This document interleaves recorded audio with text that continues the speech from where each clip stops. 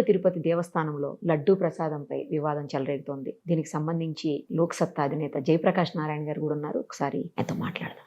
Sir నమస్తే అండి. నమస్తే అమ్మా. సార్, ఎంతో మందికి ఆరాధ్య దైవం, చాలా మందికి కుల దైవం, చాలా మందికి ఇంటి దైవం, ఇలా ఉన్నటువంటి తిరుమల తిరుపతి దేవస్థానానికి సంబంధించినటువంటి లడ్డూ ప్రసాదం విషయంలో అది కల్తీ జరిగిందని ల్యాబ్ రిపోర్ట్ కూడా వస్తా ఉంది, బయట చూస్తా ఉన్నాం. ఇలాంటి పరిస్థితులు ఎందుకు దాపురిస్తున్నాయి? హిందూ సమాజం మొత్తం వాస్తవమైనట్టయితే ఇంతకంటే నిర్ఘాంతపోయే పరిస్థితి ఇంకోటి లేదు. భ్రాంతికరమైనటువంటి వార్త నిజమైతే. ఎందుకంటే భారతీయ సంప్రదాయంలో ఇది ఒక మహిళ శాకాహారంలో మాంసం కలవటం అన్నది, అయితే భగవత్ ప్రసాదంలో మాంసమో లేకపోతే మాంసకృతిలో యానిమల్ ప్రోటీన్ లేకపోతే యానిమల్ ఫ్యాట్ కలవటం అన్నది ఊహించడానికి కూడా సాధ్యం కాదు. పాశ్చాత్య దేశాలకు ఇది అర్థం కాదు.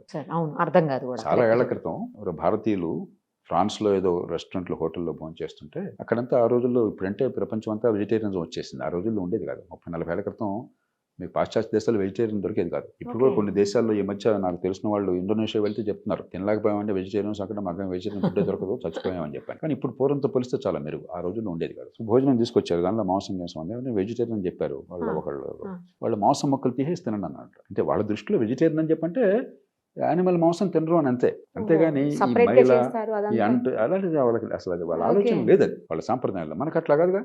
మనకు ఒకవేళ ఒకే ఇంట్లో వెజిటేరియన్ నాన్ వెజిటేరియన్ ఇద్దరు అంటే ఆ పాత్రలు కూడా వేరు వేరు సెపరేట్ గా. Correct sir. అలాగే పండుగ కానీ ఒక శుభకార్యం కానీ మరొకటి కానీ ప్రసాదం కానీ దానిలో మాంసం అనే దానికి అసలు చోటే లేదు. మామూలుగా మాంసం తినేవాళ్ళు కూడా.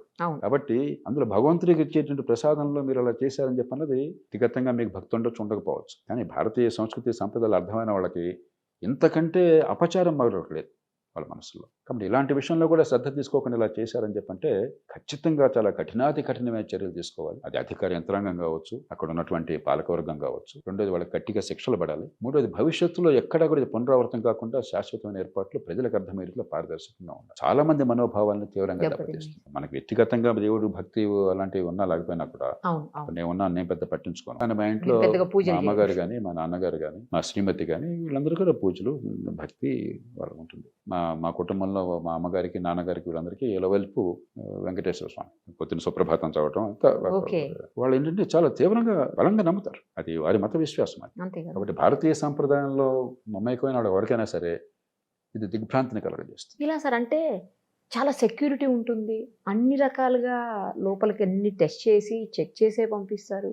ఇలాంటివి ఎలా వచ్చి ఉండొచ్చు సార్ లోపల? మరి నేను ఇక్కడి నుంచి చెప్పలేను.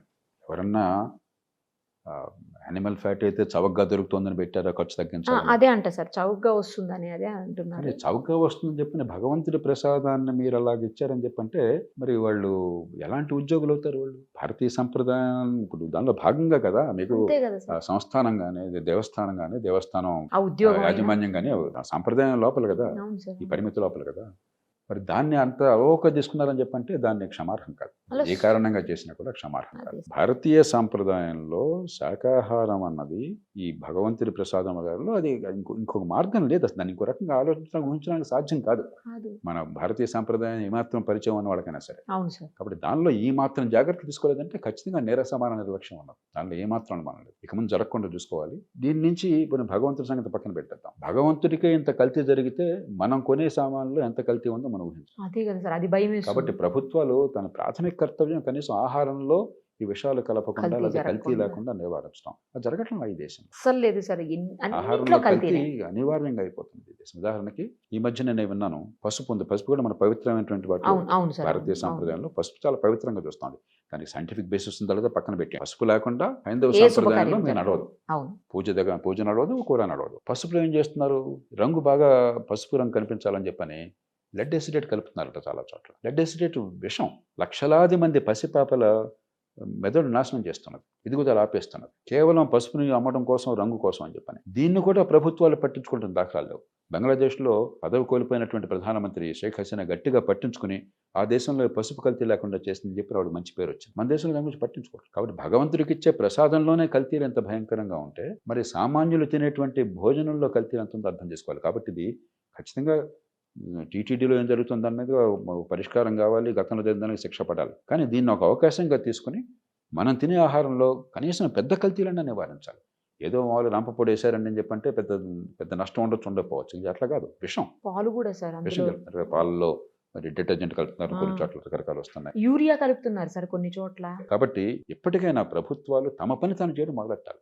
ఎంతసేపటికి ఎలక్షన్లో ఓట్ల కోసం డబ్బులు పంజారం చేస్తాము, ఉచితాలు ఇస్తాము, హామీలు ఇస్తాము, తాత్కాలికమైన తాయిలాలు ఇస్తామని తప్ప పరిపాలన చేస్తాము, బతుకుల్ని కాపాడుతాము, చట్టబద్ధ పాలన చేస్తాము, మీ హక్కుల్ని కాపాడుతాము అనేది లేదు, పక్కన పెట్టేసాం స్ఫూర్తిగా. కాదు సార్, అసలు ఇంకొకటి కూడా నడుస్తుంది ఏంటంటే టీటీడీని ప్రభుత్వం నడిపించకుండా ధార్మిక సమస్యలకు అప్పచెప్తే వాళ్ళు కొంచెం జాగ్రత్తగా అన్ని చూసుకోగలుగుతారు.